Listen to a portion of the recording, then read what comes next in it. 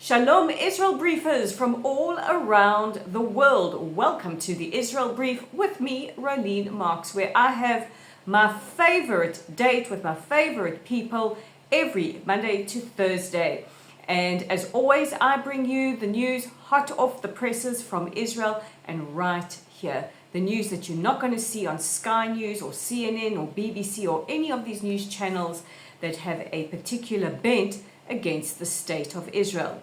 As always, the Israel Brief is brought to you in partnership with these guys, Lay of the Land. Now guys, it is hot in Israel. So hot I almost burst into flame just walking outside a little earlier. So it's much nicer to be in your good company next to the fan. It is day 643 since the atrocities of the 7th of October. And a reminder that we still have 50 hostages, 50 brothers and one female hostage that remain captive in the Gaza Strip.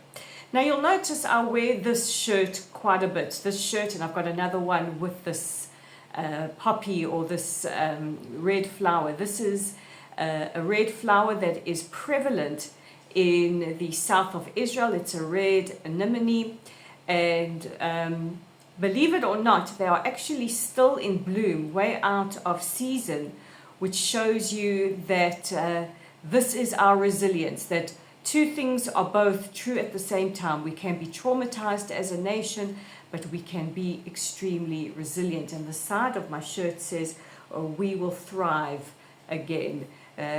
Just a positive look towards the future. So why am I telling you that? Because I had a very, very strange interaction with somebody in a different country earlier today about the issue of hostages, and they said to me, you must understand, people have moved on, and for us in Israel, we are still on the 7th of October. We cannot even begin to heal until all of our hostages are returned home to us. As I say every day, the remaining 20 that are alive, to start that long rehabilitation process, and those that were killed and their bodies taken captive or killed in captivity, to be laid to rest with the dignity that they and their families deserve. So with that said, let's take a look at those top stories, and we begin again in Washington, where Prime Minister Netanyahu met yesterday with the US Secretary of State, Pete Hegseth, at the Pentagon. Now, we don't have a readout from that meeting, understandably, but we do understand that Iran was very high on the topic of discussion. Prime Minister Netanyahu has also rumored or reported to have told the families of hostages that progress is being made towards a ceasefire agreement that will see the release of some of the hostages. An Israeli official has said that a hostage deal is likely in a week or two, but not in the next couple of days. There are still issues that need to be ironed out. Meanwhile, Israel and the European Union have reached an agreement to increase the amount or the flow of humanitarian aid entering the Gaza Strip.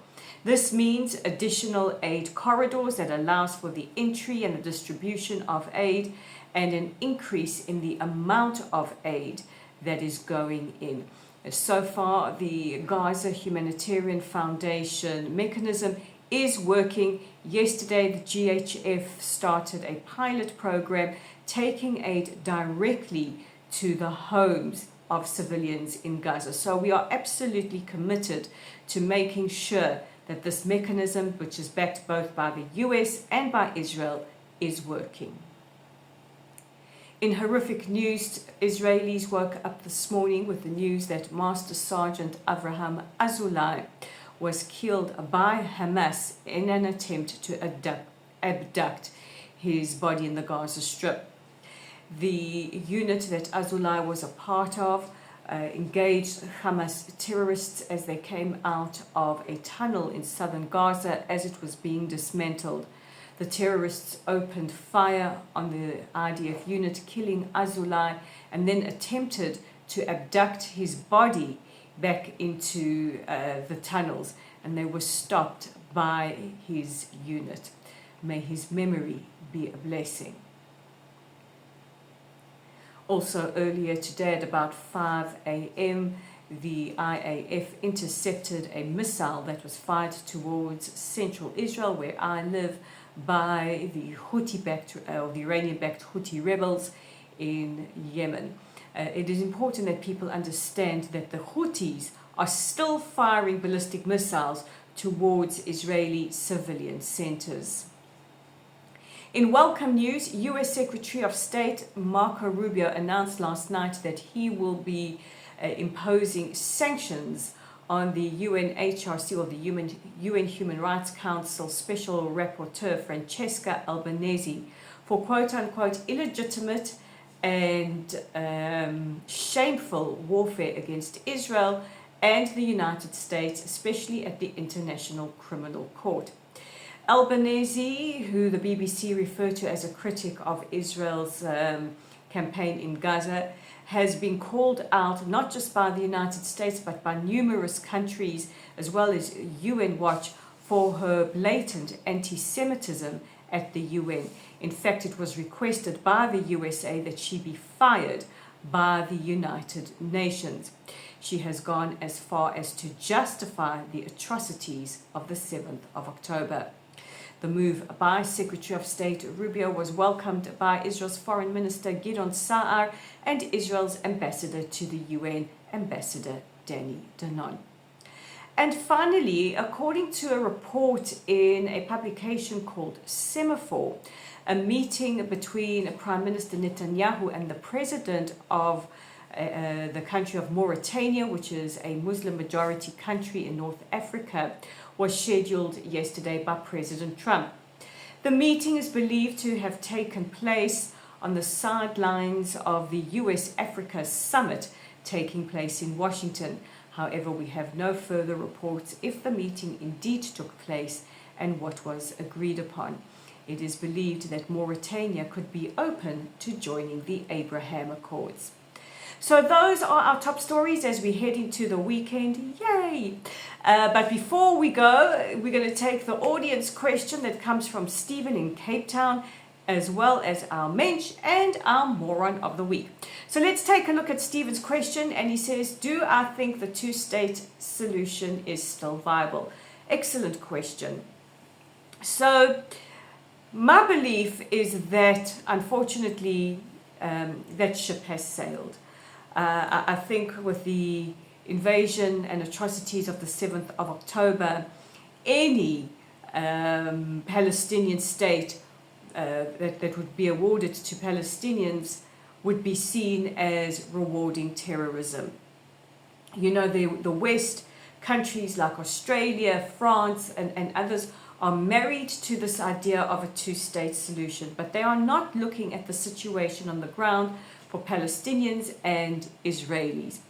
There is no way we have a negotiating partner in Hamas, so they are out of the equation.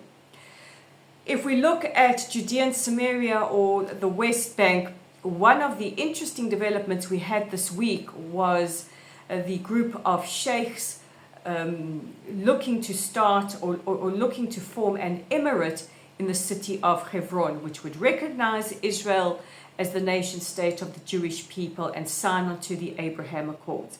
From their perspective, they want to break away from the Palestinian Authority, who they say is a corrupt government. So it's very, very difficult to negotiate with a partner like Hamas or the Palestinian Authority, who don't recognize Israeli sovereignty or Israel as the nation state of the Jewish people, and have as their raison d'etre, their very reason for existence, the complete eradication of the state of Israel. I like to believe that there are solutions, but the two-state solution, which is the West is so absolutely married to, unfortunately has died its death. And I think that leaders like Macron, who stood up in UK Parliament this week and said that we need to award the Palestinians a state, it's the only path to peace, and others need to seriously start listening to the people of the region before so stubbornly and doggedly pushing the two-state solution as a solution to the ongoing conflict between Israel and her Palestinian neighbors. Right, now we get to the part that you guys all love. I love it too, the mensch and the moron of the week. I really shouldn't bash my desk because it moves my tripod. So let's take a look at the morons of the week. And coming in yet again is the UK Foreign Secretary David Lammy for his comments earlier this week saying that if Israel does not agree to a ceasefire soon, the UK will impose harsh ramifications, I forget the word he used, on Israel. As always, there goes Lammy absolving Hamas of all responsibility, not understanding the delicacies and intricacies of the negotiations, completely not demanding that Hamas surrender and hand over all 50 of our hostages, and basically sticking it to his ally, which is the only democracy in the Middle East. And the other moron of the week is French President Emmanuel Macron. From my perspective, not only for the sleazy way he kind of winked and like grinned in a like creepy way towards Catherine, the Princess of Wales, at the state banquet. I just found that creepy. That's just me, guys. But also for standing up in the Parliament in the United Kingdom and saying that we need to basically impose on Israel a Palestinian state. Really, you need to start listening and not start imposing President Macron. And now we get to our best part of the week, which are our mensch. So I have two nominations. The first is for the delegation of European imams who have been visiting Israel this week. They have gone everywhere, from Yad Vashem to meeting with President Herzog, to visiting Majd al-Shams in the north of the country, the little village in the north where 12 Jewish children were killed by a Hezbollah rocket almost a year ago, to the Nova Festival site and the kibbutzim of the south, where they have met with survivors and have been extremely pained. They've also gone to the crossings and seen the humanitarian aid that Israel is letting inside Gaza with their own eyes. So a very, very worthy nomination from Kevin. Kevin, thank you for that. And Linda nominates rocker, the frontman of the heavy metal band Disturbed, Dave Dryman. So Dave was nominated by Linda for the way that at the final concert by Ozzy Osbourne of Black Sabbath, there were people in the audience who booed Dave and Disturbed. According to Dave, it was a very small contingent, very overblown by the press, but he said he is not going to apologize for standing up for his people. We couldn't love him more. And also, I want to add to that, he is in Israel at the moment. He met with Yarden Bibas, the former hostage, whose wife Shiri and whose two beautiful flame-haired little lion cubs, Ariel and Kfir, were abducted and so brutally murdered by the Al-Mujahideen. Dave met with Yarden, who used their brilliant song, Hold On To Memories.